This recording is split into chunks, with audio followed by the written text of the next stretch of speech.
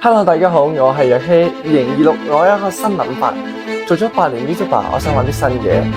去到呢一刻，大家可能覺得你失台啦，又或者你可能覺得有啲諗法咁喎，不如講下。其實呢個諗法一月開始諗起，呢條片唔會好長，因為長嘅話你黑咗啦。Hello， 大家好，我係若希。喺網絡裏邊，我睇到好多 YouTuber 公眾人物有佢哋自己旗下嘅網店、實體店，買賣 souvenir、帽、T-shirt、鎖匙扣咁 whatever。不如我哋試下向呢個方向發展方向咯。2026顛覆一切第一擊，雙方向發展 Creator Store。我好中意做 marketing， 有一日我就喺度諗緊搞實體店或者網店，諗緊要賣啲咩。喺網上做緊資料搜集嘅時候，揾到一個 website。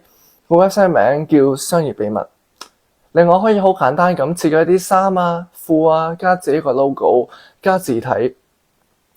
喺個設計 website 界面裏面設定咗一啲用家喺呢啲產品可以擺圖畫或者字體容納嘅範圍。於是我開心咁玩，手頭上有多過20個產品設計圖。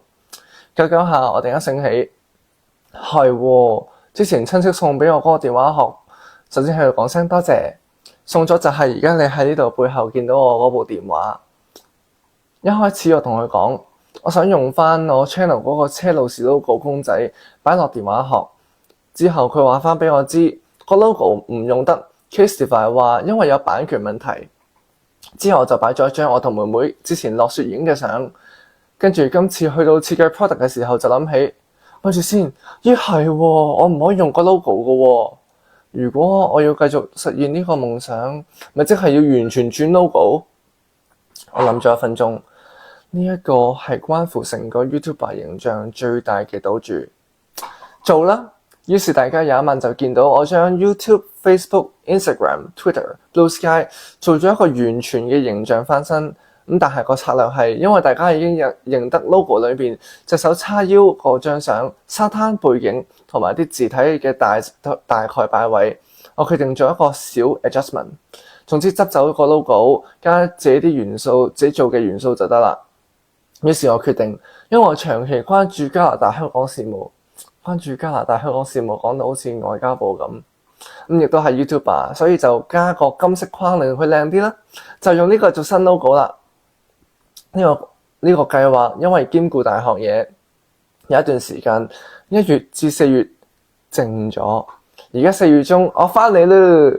呢2個禮拜內，我不斷做緊產品設計，亦都諗緊未來潛在產品可以做啲乜嘢。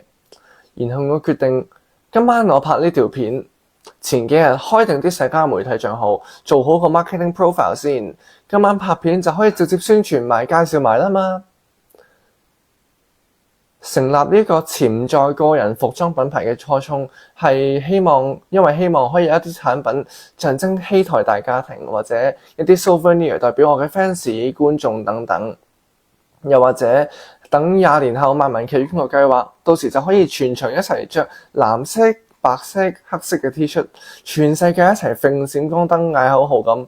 你話呢個場面係咪好靚呢？到時買到件衫，又或者棒球帽嘅朋友，又可以有話題講。你攞到白色個頂帽啊？我今個禮拜買冇貨啦，不過揾到一件藍色嘅，都啱夏天出街，靚嘅。喺度做一個簡單直接嘅聲明。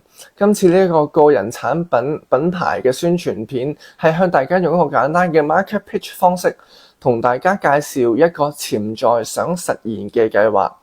所以大家喺呢條片嘅標題將會睇到 Hey, I have an idea。I have an idea 嘅意思係我有一個諗法，即係話呢個諗法未實現，係一個潛在嘅理想目標。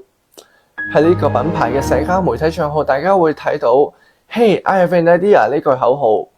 而全部社交媒體同埋呢條片 title 一致嘅原因，更加令到大家可以簡單追蹤呢個 account， 就係屬於若希提及嗰條片嗰個專頁。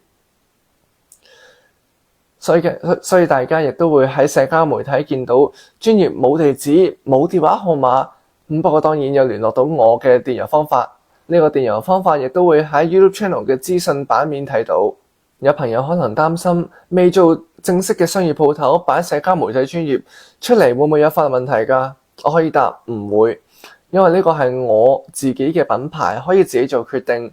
而除非一個專頁係被視為詆毀我品牌或者冒認嘅，咁就唔得啦。喺呢條片我冇 show 任何現實嘅產品構圖，要睇嘅話要睇更多即刻 follow 個專頁。多謝支持，時間夠啦，下條片再見，拜拜。咁你冇錢啊，就唔好話請人搭的士啦。唉，下次我請你搭翻巴士啦，落車鬧到上嚟嘅。咁鬧得你唔啱咩？做男人啊，你冇3個 C，點樣叫男人啊？願聞其詳。Car cash credit card 咯。我有另外3個 C 啊。願聞其詳。cheap cheaper cheaper。